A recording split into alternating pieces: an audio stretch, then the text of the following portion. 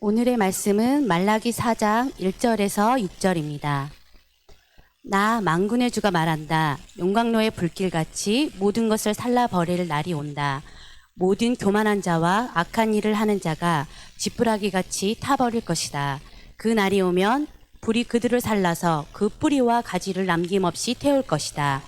그러나 내 이름을 경외하는 너희에게는 의로운 해가 떠올라서 치료하는 광선을 발할 것이니 너희는 외양간에서 풀려난 송아지처럼 뛰어다닐 것이다.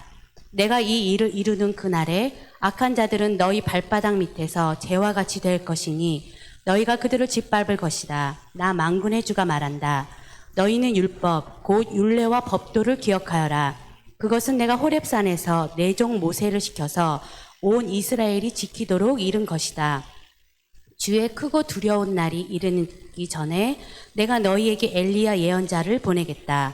그가 아버지의 마음을 자녀에게로 돌이키고 자녀의 마음을 아버지에게로 돌이킬 것이다. 돌이키지 아니하면 내가 가서 이 땅에 저주를 내리겠다. 아멘. 할렐루야.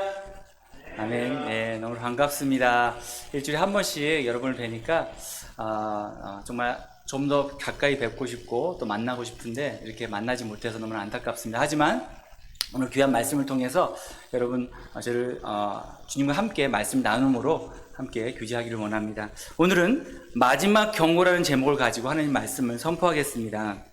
본문은 방금 읽으신 것처럼 말라기서 4장 1절부터 6절까지 말씀인데, 여러분 지금 집에서 예배 드리실 때 가급적이면 지금 시간을 드릴 테니까 성경책을 다 가지고 오셔서 다 펴서 있으시면 다 펴서 같이 보시면 좋겠습니다. 오늘 본문은 이 4장 가지고 하지만 오늘 말씀은 전체적으로 말라기 전체를 가지고 같이 말씀을 나누기 때문에 여러분 성경을 지금 빨리 가지고 오셔가지고요 다 펼쳐 놓으시고, 아니면 없으신 분들은 핸드폰도 좋습니다. 다 펼쳐서 말씀을 같이 찾으시면서 같이 말씀을 나눴으면 참 좋겠습니다. 오늘 기도 또 찬양 가운데 너무 은혜가 많이 있었습니다. 저는 개인적으로 눈물이 나가지고 지금 어떤지 모르겠지만 눈물이 많이 나서 하나님께서 많이 은혜를 주실 걸 믿습니다. 오늘 찬양과 기도해 주신 혜경모님 특별히 감사드립니다.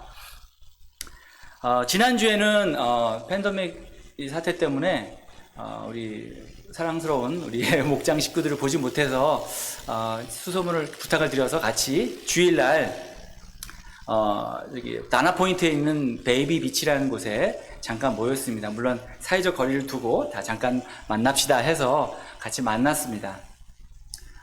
아시겠지만 그 다나포인트의 그 베이비 비치라는 곳은 이렇게 뚝이 이렇게 돼 있고요. 그래서 그 안에 많은 배들이 이렇게 선착되어 있는 장소입니다. 그래서 물결이 심하지 않고요. 굉장히 그러니까 베이비 이름처럼 아이들이 와서 놀 수 있게 이렇게 낮게 이렇게 만들어 놓은 그런 비치입니다. 그래서 어린아이들을 가지고 계신 분들이 많이 왔어요. 그날도 사실은 굉장히 사람들이 많이 왔었습니다. 근데 거기는 이제 카약도 타고, 물결이 없기 때문에 카약도 타고, 요즘 또 유행하는 그 패들 보링이라고요. 이렇게 일반 그 서핑 보드보다 훨씬 커요. 굉장히 크고 그냥 사람들이 서서 이렇게 패를 이렇게 저으면서 가는 그런 스포츠입니다. 그래서 이제 그걸 제가 가지고 우리 목장 식구들 아이들도 좀 태워주고 싶어서 다 모이자 해서 아이들이 이제 번갈아 가면서 패들 보링을 했어요. 그런데 이제 바람이 조금씩 불기 시작했어요. 사실은 그거는 바람이 불면 좀 많이 힘들거든요. 근데 바람이 조금 불기 시작해서 왜 처음엔 유스 아이들이 먼저 나가서 이렇게 탔어요. 근데 갔다 오더니 고개를 절절절면서 너무 힘들었다고 이렇게 하는 거예요. 그러고 나서 또 다른 아이들도 이렇게 번갈아 가면서 타기 시작했어요. 근데 마지막에 인숙자매님 딸 그 스텔라가 타고 오면서 목사님 이거 너무 힘들어요. 이 바람이 부니까 이게 도저히 제 마음대로 되지 않았어요라고 저한테 마지막으로 경고를 했습니다. 근데 저는 어떻겠습니까? 속으로 에이 애들이니까 나는 그래도 어른이고, 사실 몇 주 전에 호숫가에 가서 한번 타봤어요. 했더니 너무 좋은 거예요. 바람도 없고 그러니까 제 마음대로 가고 또 제 마음대로 움직이고 너무 즐겼던 그런 시간이 있었습니다. 그래서 속으로 알았어 목사님 재밌게 탈게. 그리고 이제 제 차례가 되어서 딱 탔어요.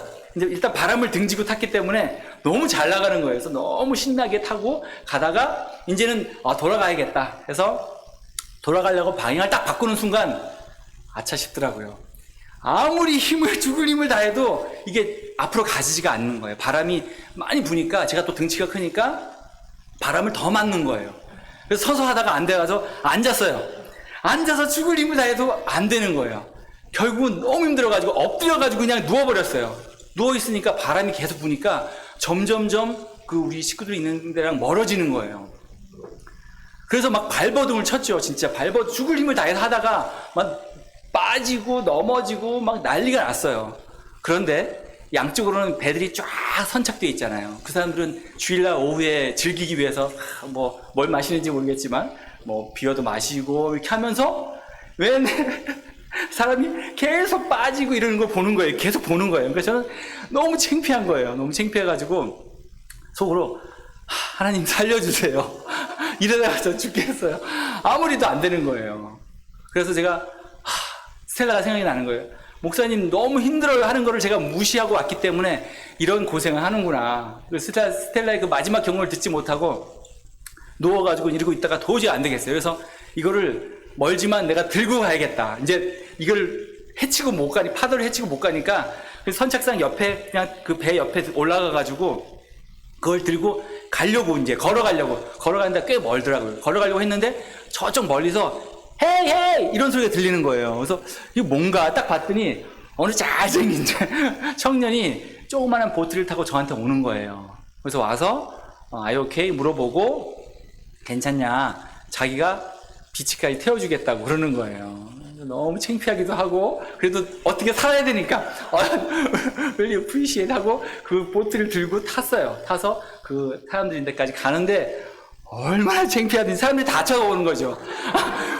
왜 저 사람은 그 패들보트를 들고 왜 보트를 타고 가고 있을까 이런 생각이 너무너무 창피했어요. 그걸 보면서 스텔라가 마지막으로 경고를 했는데 또 그전에도 많이 경고를 했어요. 그 유트 아이들도 등치도 크고 그러는데 못하겠다는 거예요. 자기가 너무 힘들겠다는 거예요. 그래서 그걸 제가 무시했던 걸 생각하면서 오늘 말씀과 연결이 되더라고요. 하나님께서 오늘 말씀을 통해서 우리에게 마지막 경고를 주시는 것 같은 그런 마음이 들었습니다. 그래서 말씀을 준비하면서 정말 이 말씀이 너무 중요하구나. 우리 삶 가운데 하나님께서 경고를 계속 주셨잖아요. 여러분 다 아시겠지만 팬데믹이 일어나고 또 여러 가지 일들을 보면서 좀 폭동이 일어나고 이런 걸 보면서 하나님께서 우리가 계속 경고를 주십니다. 드디어 오늘 마지막 말씀을 통해서 말라기 말씀을 통해서 우리에게 마지막 경고를 주시는 것입니다. 어떻게 보면 굉장히 무서운 말씀일 수도 있지만 이 말씀의 마지막은 우리를 사랑하신다는 그 말씀으로 끝나는 것입니다.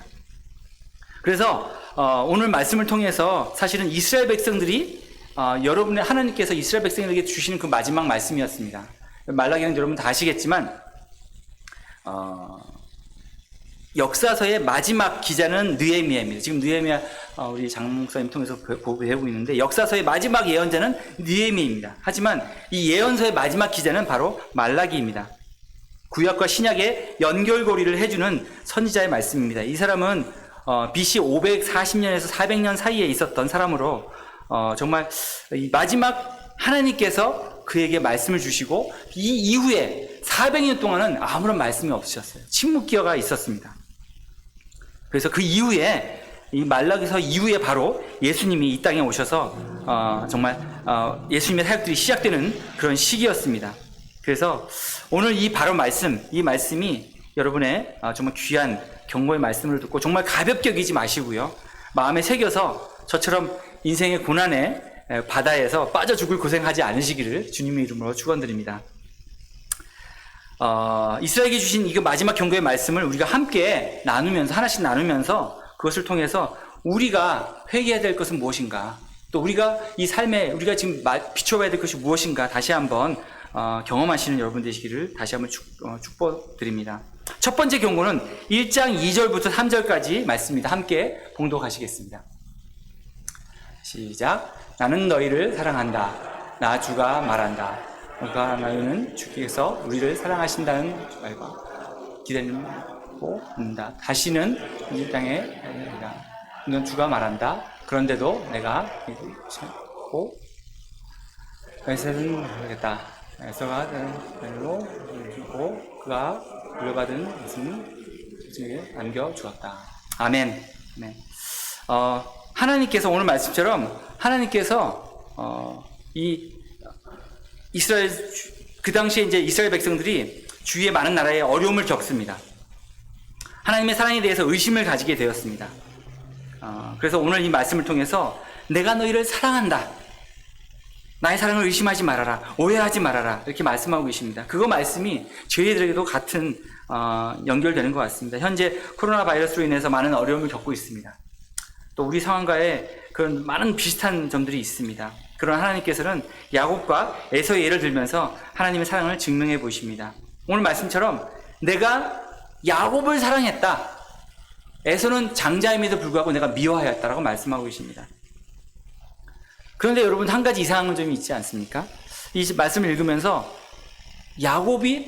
하나님께서 야곱을 사랑하셨다라고 말씀하셨는데 야곱이 정말 하나님의 사랑을 받은 사람인가라는 생각이 들었습니다. 어떻습니까? 야곱의 인생이 어떻습니까? 아버지는 큰아들을 사랑하고요. 어머니는 야곱을 사랑했고요. 그래서 서로 사랑하는 자식을 위해서 서로 속고 속이는 그런 편애하는 결손 가정이었습니다.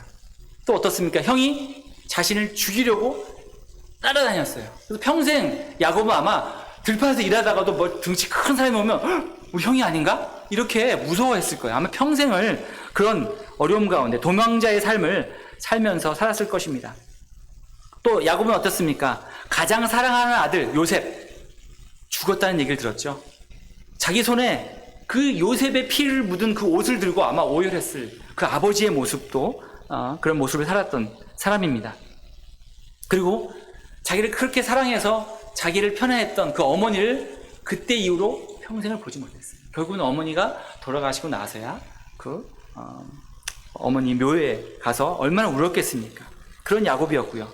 또 말년에는 가문까지 들어서 온 가족이 굶어 죽을 그런 위험도 했습니다. 정말 바로왕 앞에 섰을 때 내가 험한 인생을 살았다라고 얘기할 정도로 그렇게 험한 인생을 살았다는 사람입니다. 그런데 하나님께서 왜 그 많은 사람들 중에서 야곱을 내가 사랑했다라고 말씀했을까요? 의아해했습니다. 그러나 우리는 여기서 하나님의 사랑이 무엇인지 다시 한번 깨달아야 된다는 것입니다. 하나님의 사랑은 평탄한 인생, 물질 많은 것, 또 인간적인 행복이 아니라는 것입니다. 하나님의 사랑은 그 하나님의 사랑 그 자체라는 것입니다. 정말 하나님이 야곱과 동행하셨습니다. 그 사랑하셔서 너무 사랑하셔서 그가 가지고 있었던 그런 속이는 마음들, 그런 그 욕심 많은 것들을 하나님께서 하나씩 고쳐나가셨다는 거예요. 그래서 때로는 죄를 지으면 회개케 하도록 고난과 어려움을 통해서 하나님에 대해서 깊은 신뢰와 믿음을 이끌어내셨던 것입니다. 험한 인생 가운데서 하나님과 동행했고요. 하나님을 신뢰했고요. 사랑했기 때문에 하나님의 한량없는 은혜를 경험했던 것입니다.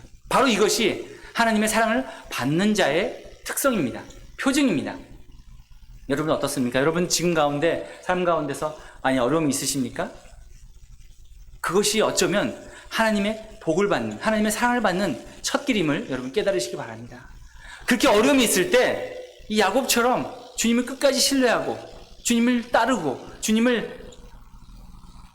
대한 믿음을 꼭 지켜나갔을 때 이렇게 하나님의 말년에는 정말 하나님의 큰 은혜를 맛보는 그런 사람이었습니다. 어려움과 고난이 없는 인생은 없습니다.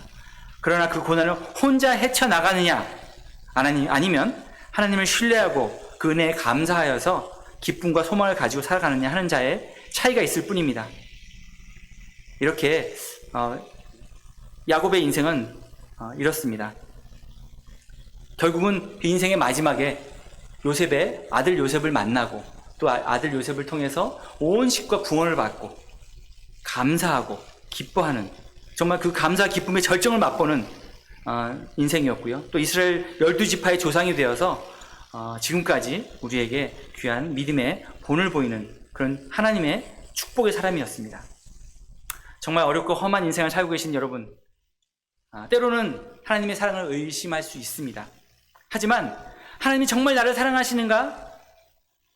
그런 반문이 드실 때마다 꼭 오늘 말씀을 기억하십시오.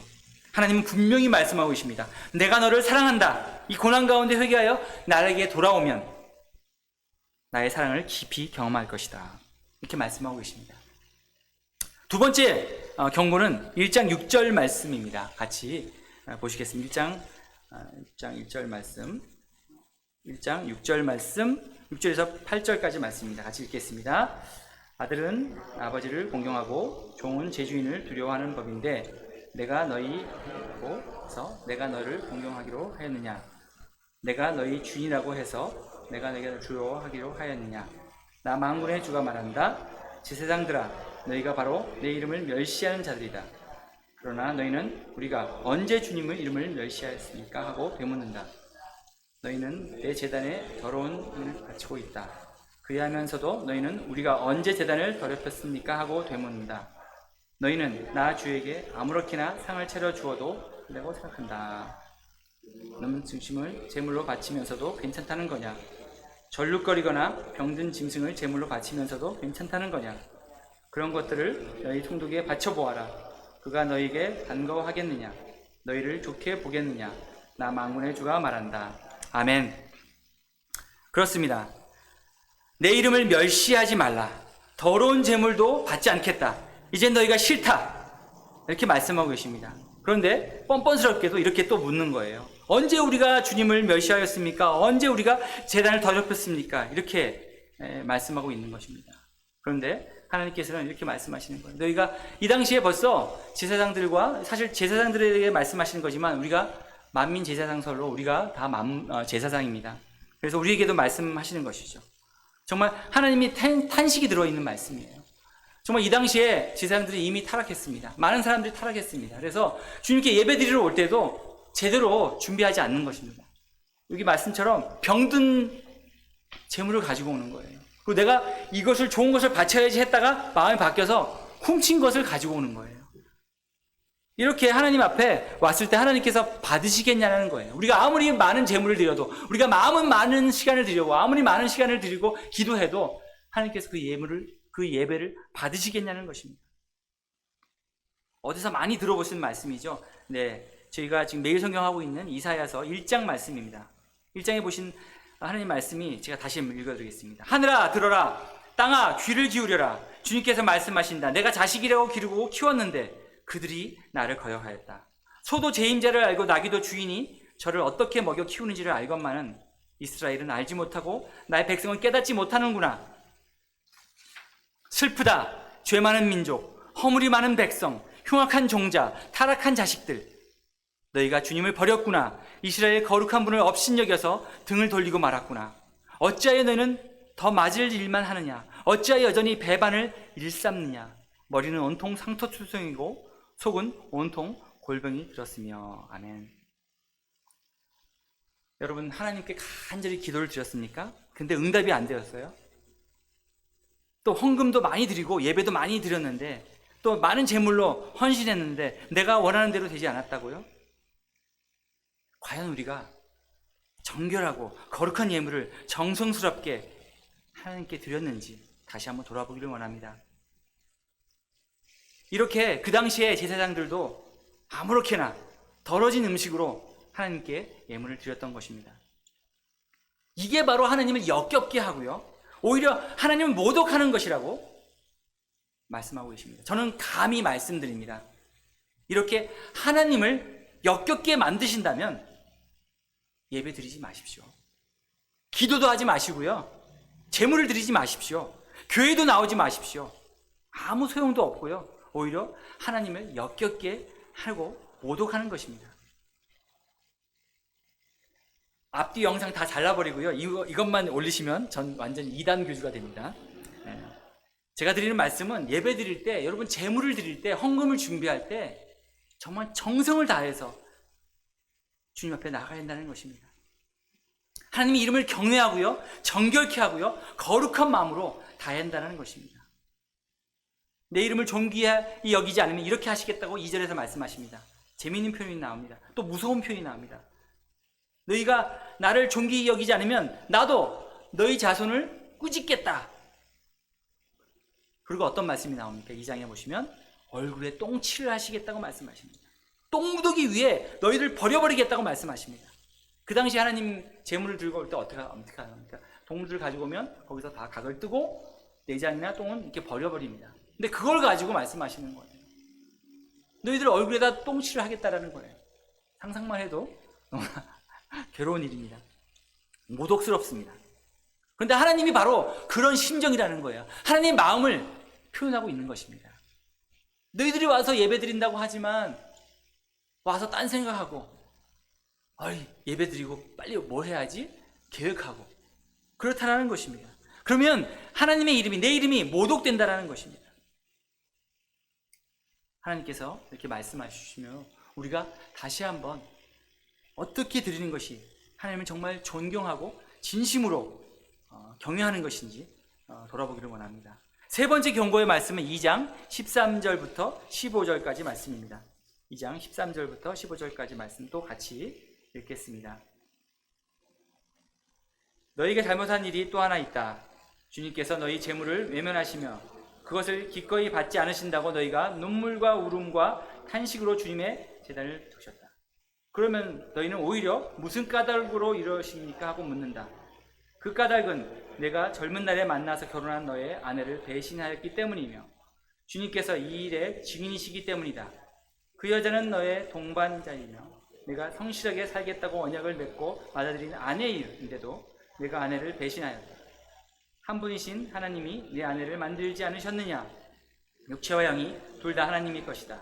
한 분이신 하나님이 경건한 자손을 원하시는 것이 아니시겠느냐? 아멘. 아멘. 여기 또 있네요. 너희는 명심하여 젊어서 결혼한 너의 아내를 배신하지 말아라. 아멘. 젊은 날에 만난 아내를 배신하는 사람들이 많았다라는 거예요. 그리고 그 위에 10절, 12절 말씀 보면 우생 숭배함으로 나와 한 약속도 헌신짝처럼 버렸다고 말씀하고 있습니다. 결국은 하나님이 물론 아내에 대해서 예를 들어서 말씀하셨지만 우리가 하나님의 재물을 바쳐도 외면하신다는 그 이유에 대해서 물어보는 거예요. 막 반문하는 겁니다. 그럴 때 하나님이 이렇게 말씀하십니다. 너 아내와 약속을 지키는 경건한 자손을 원하신다는 거예요. 주 앞에서 한 약속은 성실히 지키라는 것입니다. 아내에 대해서도 마찬가지고요. 또 내가 주님 앞에 나와서 헌신하는 것들에 대해서는 서운한 것들에 대해서는 지키라고 말씀하십니다. 16절 말씀 보시면 이혼하는 것은 내가 미워한다고 분명히 말씀하고 계시고요. 아내를 학대하는 것도 미워한다고 말씀하고 계십니다. 물론 간음했을 경우에 제외하고 예수님께서 이렇게 말씀하신 신약의 말씀도 기억해야 됩니다. 하나님 앞에서 경건자의 살기를 우리가 헌신해야 되고 결단해야 된다는 것입니다. 하나님께서 그 마음을 보신다는 것입니다. 결혼 생활뿐 아니라 또 경건의 삶을 추구할 수 있을까? 어디서 추구할 수 있을까요? 저는 쉽게 사회생활 할 때 생각이 났습니다. 회사 생활할 때 생각이 났습니다. 요즘 사실 저희 회사가 규모를 좀 줄이면서 이사하느라고 많은 것들을 버리고 정리하고 있습니다. 그런데 그 중에 저희 집에 없는 툴들이 막 나오는 겁니다. 굉장히 많아요. 여러 스토어에서 모았기 때문에 망치도 한 3, 40개가 되는 것 같고요. 모니터도 2, 30개가 되는 것 같고요. 이런 것들을 정리하면서 버리기도 하고 또 하는 건데 그 중에 하나쯤은 저희 집에 가져가서 또 사용할 수 있을까? 이런 생각도 가끔 드는 거예요. 또 스토어에 쓰던 작은 카메라들이 막 있어요. 너무 예뻐요. 그것도 한 3, 40개가 되는 것 같아요. 막 이렇게 쌓여있어요, 통에. 근데 하나쯤? 이런 생각이 들다가 제가 따기를 딱 때리면서 정신 차려 너 지금 뭐 하는 거야? 이런 생각을 한다라는 거예요. 그러니까 누구나 그런 마음이 있다라는 것입니다. 그런데 우리가 하나님께서 보고 계신다라면 우리가 그럴 수 없다라는 거예요. 직장에서도요, 또 우리 가정에서도요, 우리가 어두운 골짜기, 어두운 방에서 뭘 하는지 하나님 보고 계신다라면 우리 그렇게 할 수 없다라는 것입니다. 하나님 바로 그걸 원하신다라는 거예요. 우리 자녀가 정직히 경건되게 살기를 원하는 것처럼 우리 아이들을 보면 야, 너 거짓말하지 마. 너 왜 이렇게 속여? 이런 남의 걸 가지고는 안 돼. 손대면 안 돼라고 얘기하면서 왜 우리는 그럴 수 있다라는 것입니다. 우리 삶에서 모든 삶에서 경건되이 하나님을 정말 섬기고 사랑하는 하나님을 경외하기 때문에 그럴 수 있다라는 것입니다. 그래서 물질, 재물을 원하시는 하나님이 아니라 우리 삶은 우리 삶 가운데서 하나님께서 거룩한 삶, 경건된 삶을 기뻐 받아주시는 하나님이심을 우리가 깨닫기를 원합니다. 네 번째 경고의 말씀은 2장 17절 말씀입니다. 같이 또 읽으시겠습니다. 너희는 말로나 주를 괴롭혔다. 그런데도 너희는 우리가 어떻게 주님을 괴롭게 해드렸습니까? 하고 묻는다. 너희는 주님께서 악한 일을 하는 사람도 모두 좋게 보신다. 주님께서 오히려 그런 사람을 더 사랑하신다 하고 말하고, 또 공의롭게 재판하시는 하나님이 어디에 계시는가 하고 말한다. 아멘. 하나님이 공의를 비방하는 거예요. 이렇게 뻔뻔스럽게 얘기하는 거예요. 하나님, 아니 어떻게 왜 우리가 주님을 괴롭혔습니까? 하나님의 공의를 무시하는 것이 하나님을 괴롭게 한다는 것입니다. 아니 저렇게 악한 사람들도 잘 먹고 잘 사네? 하나님이 저 사람들 사랑하시는가 봐. 우리도 그렇게 살자. 이렇게 얘기하는 거예요. 하나님의 공의를 무시하고 비방하는 것이 하나님이 너무나 괴롭다고 말씀하십니다. 제 대학 때 일입니다. 제가 밤길을 걸어가고 있다가 어떤 가게를 지나갔어요. 지나가는데 제가 사실 개인적으로 감을 되게 좋아합니다. 홍시감. 근데 홍시감이 이렇게 예쁘게 딱 정리가 되어 있는 거예요. 너무 저도 모르게 손이 갔어요. 홍시 한을 딱 들고 진짜 맛있겠다. 근데 생각해보니까 이걸 들고 친구들을 만나는데 이걸 제가 사들고 가다가 보면 막 비닐봉지에 대하면 터지기도 하고 그러잖아요. 그래서 나중에 사야지 하고 제가 분명히 내려놨어요. 그리고 돌아서서 친구들한테 가고 있는데 뒤에서 갑자기 그 집 주인 아주머니인 것 같아요. 어이 학생, 돈 내고 가야지. 딱 그러시는 거예요. 아차 싶었습니다. 그래서 제가 돌아서서 저 죄송합니다. 제가 만지기만 만지고 놓고 그냥 안 가지고 왔습니다. 한번 보세요. 저 아무것도 들고 있지 않습니까? 그랬더니 아주머니 끝까지 우기시는 거예요. 자기가 분명히 봤다는 거예요. 그것도 큰 소리로. 분명히 학생이 하나 가져가는 거 봤어! 라고 얘기하는 거예요. 친구들도 다 있고 지나가는 사람들이 다 저를 쳐다보는 거예요. 저 사람 도둑 아니야? 이런 눈으로 보는 거예요. 제가 분노했겠습니까? 그때 너무 억울해서 거기서 울었어요. 눈물이 나더라고요. 아무리 제가 아주머니 제가 이거 들고 분명히 놨어요. 안 가져갔습니다. 저 주머니 보세요. 막 이렇게 하는데도 아니야. 학생이 거짓말하면 돼. 뭐 이거 하나 갖고 돈 내면 되지. 막 저를 혼내시는 거예요. 저 너무 화가 나서 너무 억울해서 눈물이 났어요. 그러니까 저 나름대로 굉장히 친구들한테도 크리스찬이고 공의로운 사람이고 정직히 행한다고 생각했는데 그렇게 했을 때 너무 화가 났는데 하나님은 어떻게 했냐는 거예요. 우리 하나님은 공의롭고 정의롭고 공평하게 행하시는 하나님이신데 이렇게 얘기하는 거예요. 악한 사람이 잘 되는 거 보니까 하나님이 악한 사람 좋아하네. 악한 사람 사랑하시네. 하나님 너무나 화가 나시는 거예요. 그걸 제가 조금이나마 알 수 있을 것 같습니다. 바로 하나님의 대표적인 속성인 공의로우심을 비난하는 거예요. 이사야서 42장 3절 말씀 이런 말씀이 있습니다. 그는 상한 갈대를 꺾지 않으시며 꺼져가는 등불을 끄지 않으시며 진리로 공의를 베푸실 것이다. 그는 쇠하지 않으시며 낙담하지 않으시며 끝내 세상에 공의를 세우실 것이니 먼 나라에서도 그의 가르침을 받기를 간절히 기다릴 것이다. 아멘. 끝내 하나님의 공의를 우리가 봐야 된다는 것입니다. 지금 당장은 이거 도저히 말이 안 되는 것 같고요. 지금 당장은 이거 하나님은 왜 이러셨을까? 하지만 그 마지막을 보자라는 것입니다. 그 마지막을 볼 때 하나님의 공의로우심이 드러나신다는 것입니다. 혹시 우리는 하나님의 공의로우심을 비방한 적이 없는지, 세상의 불공평함을 보면서 하나님이 살아계시는가, 하나님이 살아계시면 어찌 이럴 수 있는가 하지 않았는가 돌아보기를 원합니다. 코로나 바이러스로 인해서 정말 많은 사람들이, 정말 죄 없는 많은 사람들이 죽어가고 어린아이서부터 나이 드신 분들이 돌아가시는 것을 보면서 저도 마음이 들었습니다. 어떻게 하나님 왜 이러십니까? 하나님 어찌 이러십니까? 그러나 세상이 이렇게 악해지고 죽음의 공포가 뒤덮인 것은 하나님의 의도가 하나님의 잘못이 아니라는 것입니다. 우리 인간들의 잘못임을 깨달았습니다. 결국 하나님께서는 회개하여 하나님을 경외하고 간절히 주님 앞에 나아가 주님을 다시 찾기를 원하시는 그런 마음이 있다는 것입니다. 우리 크리스찬들은 바로 이것을 위해서 기도해야 한다는 것입니다. 이런 의미에서 아침의 큐티 시간은 저에게 생명이 되고 저를 붙들고 있는 귀한 시간입니다. 여러분 꼭 큐티 시간 많이 오셔서 함께 이 시대에 우리에게 허락하신 가장 중요한 일, 기도한 일에 함께 동참하는 여러분 되시기를 주님의 이름으로 간절히 부탁드리겠습니다. 다섯 번째 경고, 3장 6절부터 10절까지 말씀입니다.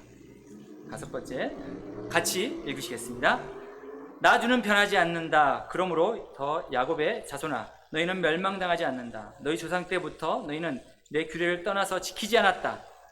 이제 너희는 나에게로 돌아오너라. 나도 너희에게로 돌아가겠다. 나 만군의 주가 말한다. 그러나 너희는 돌아가려면 우리가 무엇을 하며 해야 합니까? 하고 묻는다.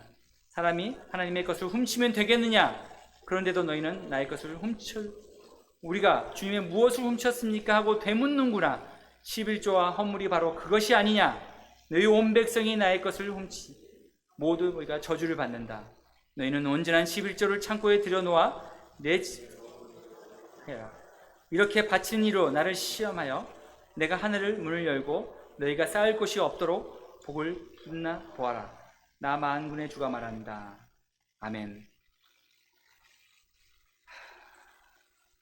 우리가 11조와 하나님의 것을 훔쳤다라고 말씀하고 계십니다.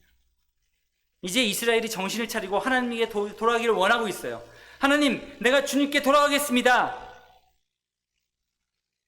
어떻게 하면 됩니까? 그랬을 때 하나님께서 이렇게 말씀하십니다. 너희들 내 거 더 이상 훔치지 마.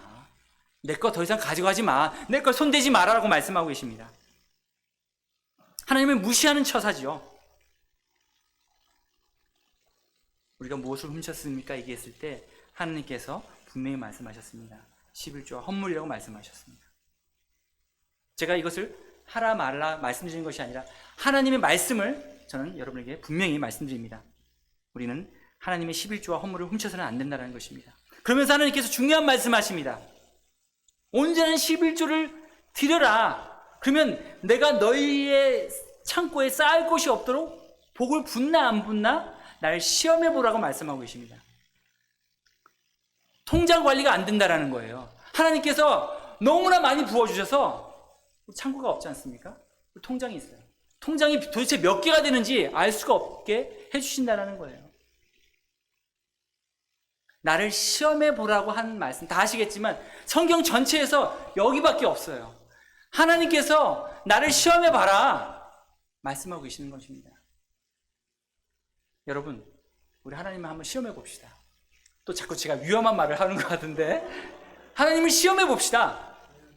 그래서 하나님이 우리 삶에 풍성함을 허락하는지 안 하는지 한번 우리가 증인이 되어 보자고요. 그런 말씀 감히 드립니다. 그래서 사실은 지난주에 찬양 준비하느라고 제가 정신이 없어서 깜빡 하나님의 헌물을 도둑질을 했습니다. 헌금을 드리지 못했어요, 지난주에. 그래서 이번 주에 제가 분명히 지난주 것까지 해서 따로 드렸습니다.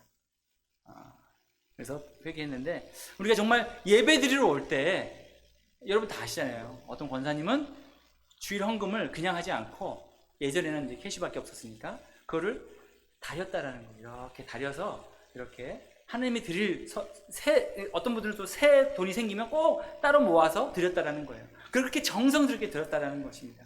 그리고 어떤 분은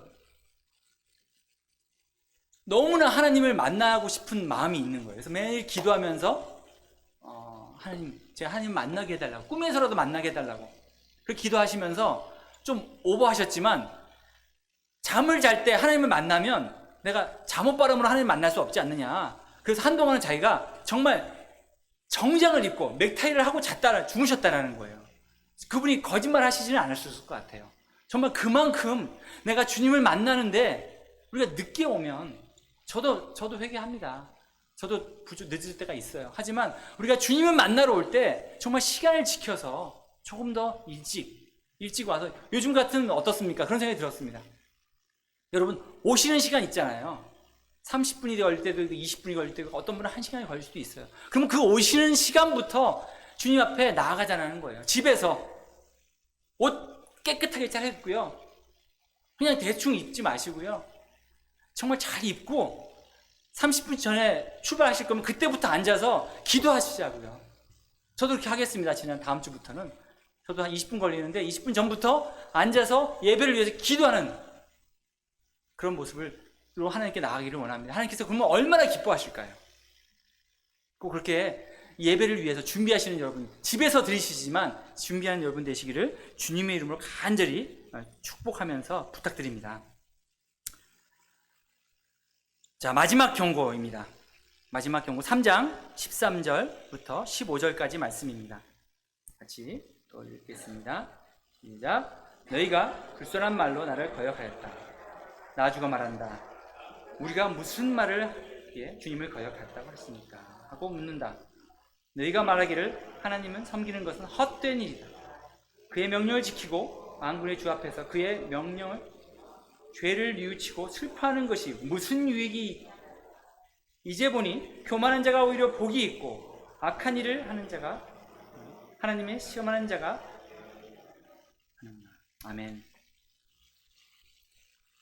하나님이 너무나 마음이 아파하시는 거예요. 불순한 말로 나를 거역하는 거예요. 이렇게 뻔뻔하게 우리가 무슨 말을 하였기에 거역했다고 하십니까? 이게 말씀 읽으신 것처럼 하나님 믿는 게 뭐가 유익이 있어? 회개하면 뭐해? 야, 저 사람 교만한 사람 보니까 더 잘 다네? 더 잘 살아? 더 좋은 차 타고 더 좋은 집에 살아? 하나님이 살아계시는가? 하나님이 교만한 사람들을 더 복 주시는구나. 이렇게 얘기한다라는 거예요. 우리 마음 가운데 말은 그렇게 하지 않지만 혹시나 그런 마음이 있는지 아닌지 돌아보기를 원합니다. 회개하기를 원합니다. 하나님의 말씀을 들었고 그 말씀에 순종했는데 근데 왜 이렇게 살지? 우리가 자녀의 입장에서 또 자녀들을 바라보면서 이런 생각이 듭니다. 부모라고 해서 자식들에게 이렇게 조언을 해줍니다. 근데 자녀가 와서 아버지 말씀 들었더니 이게 뭐예요? 나 망했잖아요. 나 더 손해봤잖아요. 이게 뭐예요? 정직하게 행하라고 해서 정직하게 했는데 나 정직하게 했더니 이렇게 사업 망했잖아요. 아버지를 원망하고 아버지의 말씀을 아버지 세상 물정 모르면서 그런 말씀 하지 마세요. 그런다라는 거예요. 그러면 그 부모의 마음이 어떻겠냐는 것입니다. 그 생각이 들면서 얼마나 마음이 회개가 들고 하나님 앞에 죄송했는지 모릅니다. 하나님께서는 제사보다 순종을 원하신다는 거예요. 사무엘상 15장 22절 말씀 여러분 다 아시는 것처럼 순종이 제사보다 낫고 말씀 듣는 것이 순양의 기름보다 더 낫다고 말씀하셨습니다. 거짓된 제사, 경홀히 여기면 하나님께 드리는 앞에 나오는 것 하나님 원하시지 않는다는 거, 역겹다고 말씀하시면서 가라! 내가 너를 싫어한다라고 말씀하시고 계십니다. 오히려 하나님께서는 우리 삶 가운데서 드리는 작은 순간순간의 거룩함, 순간순간의 정직함, 성실함을 원하신다는 것입니다. 오늘 다시 본문으로 가시겠습니다. 바로 이런 이스라엘의 불손과 하나님을 신뢰하지 못함과 하나님의 것을 훔치는 것으로 인해서 하나님의 진노가 어떻다고요? 용광로 불. 여러분 다 아시죠? 용광로 불이 얼마나 무서운지. 불길과 같이 같다고 하십니다. 그러나 2절 말씀은 분명히 말씀하고 계십니다. 내 이름을 경외하는 자를 의로운 해가 떠올라서 치료하는 광선을 바란다고 말씀하고 계시고요. 외양간에서 풀려난 송아지처럼 뛰어나게 하신다고 말씀하고 계십니다. 이제 성경 다음 페이지에 보시면요. 바로 예수님이 나오십니다. 시간으로는 400년이죠, 물론. 하지만 이 성경을 넘기면 바로 예수님이 나오시잖아요. 그 예수님을 바로 가리키는 것이 바로 의로운 해라는 것입니다. 이제 메시아 예수님이 오셔서 우리 죄악을 치유하실 것입니다. 치유의 광선을 받으시려면 죄악의 그늘에서 벗어나야 되지 않겠습니까? 외양간은 어떻습니까? 작은 공간이잖아요. 근데 그곳에서 소들은 어떻습니까? 먹고 자고 싸고 그곳에서 지낸다라는 거예요. 축축하고 더럽고 냄새나는 그 죄악된 곳에서, 그 속박되어져 있는 그 외양간에서 우리는 벗어나야 한다는 것입니다. 죄로부터 하나님께서 우리를 자유케 해주신다는 것입니다. 그럴 때 우리는 기뻐서 그 외양간에 풀려나는 그 기뻐하는 송아지처럼 뛰어다니게 하신다는 말씀하고 계십니다.